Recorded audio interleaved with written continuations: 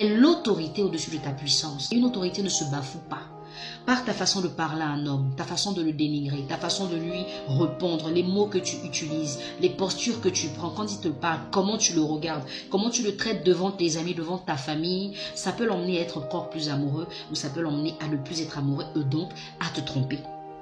L'homme n'a pas besoin d'une rebelle dans sa maison. Il n'a pas besoin d'une insoumise dans sa maison. Parce que s'il voulait la confrontation, certainement il serait mis en couple avec un homme. Parce qu'au moins, ça fait... Voilà, c'est la même chose. L'homme voudrait l'inverse de ce qu'il est. Et si tu ne peux pas être complémentaire à ton homme, c'est compliqué. D'accord? Il faut que tu saches, chérie, que tu peux dire à un homme, tu es un con dans le lit, il va te faire un câlin. Mais si tu lui dis la même chose devant ses potes, il va te casser la figure. Et il a raison. Il faut savoir parler à l'homme. La langue de la femme, elle peut la détruire comme la valoriser. Et si tu ne sais pas utiliser ta langue, chérie, tu vas perdre ton mari. Tu vas le perdre très rapidement. Et je te dis, c'est un argument valable pour te tromper. Parce que l'homme qui se sent ridicule, écoutez, on parle toujours de la violence faite aux femmes, mais on parle rarement de la violence faite aux hommes, parce que cette violence, elle est verbale. C'est vrai qu'elle ne laisse pas des traces sur le corps, mais elle laisse des traces sur l'âme et dans le cœur. Et ça, c'est encore plus difficile à soigner. Quand un homme n'est pas respecté, quand il est maltraité dans sa maison, quand des fois vos parents parlent à vos maris ou à vos conjoints comme s'ils étaient leurs animaux de compagnie, ce sont des choses qui les repoussent carrément.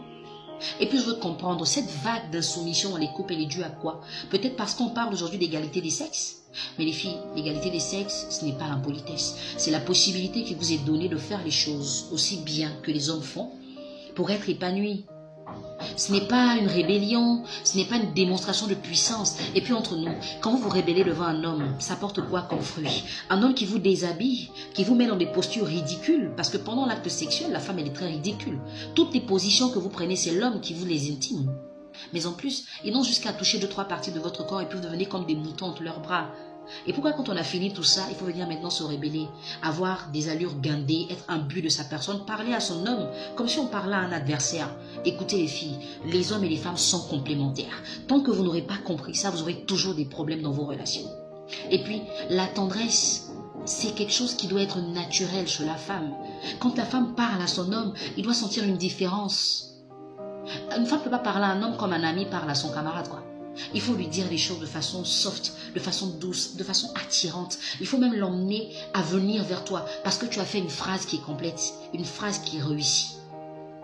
Mais tu ne peux pas être vulgaire, agressive, tu ne peux pas être dure et téméraire et puis vouloir séduire un homme. Non. Et puis, l'égoïsme, à un moment, il faut arrêter. Parce que nous, les femmes, nous sommes trop égoïstes. L'homme va tout faire pour nous. La seule chose qu'il ne fera pas, on dira, tu n'as jamais rien fait. Quand vous perdez vos parents dans vos familles, ce sont les hommes qui les enterrent. Mais quand ils perdent leurs parents, ce sont eux-mêmes qui les enterrent. Et même quand vous devez porter le pain de funérailles, c'est eux qui le payent pour vous. Donc comprenez que les hommes font beaucoup de choses. Ce n'est pas parce qu'un homme n'a pas fait ce que tu espères totalement, que ça veut dire qu'il n'a rien fait. Le peu qu'il a fait, il faut le lui reconnaître. Il faut lui dire merci. Déjà, le fait qu'il soit dans ta vie, dis-lui merci. Dis-lui merci d'être l'homme qui te fait vibrer, l'homme qui te donne du sourire, du bonheur. Il faut le lui dire. Parce que très souvent, on ne leur dit rien. Et ils sont là comme ça, un peu comme des moutons. Ils nous suivent. On dit, je veux ça, ils donnent, je veux ça, ils donnent, je veux ça. Mais les seules choses qu'ils nous demandent, nous ne sommes pas capables de donner. La soumission. La soumission, c'est difficile. Ma chérie, je ne sais pas ce que tes amis te racontent au quartier. Je ne sais pas ce que les gens te font croire. Je ne sais pas qu'est-ce que tu vois sur Internet ou dans les films. Mais écoute, le Dieu qui t'a créé demande d'être soumise. Si tu respectes ton Dieu et si tu l'aimes, obéis à sa parole. Ne le fais même pas pour l'homme qui partage ta vie, mais fais-le pour toi. Parce que c'est ça qui t'ouvre aussi des portes. Et quand tu veux être dans une relation, accepte et comprends que tu es dans un couple. Donc dans une relation où l'homme a son mot à dire, où tu as aussi ton mot à dire. Si ton homme te dit « je n'aime pas ça », n'insiste pas. Tu ne dois pas lui dire « non mais pourquoi tu n'aimes pas ?» C'est lui qui sait ce qu'il aime et ce qu'il n'aime pas.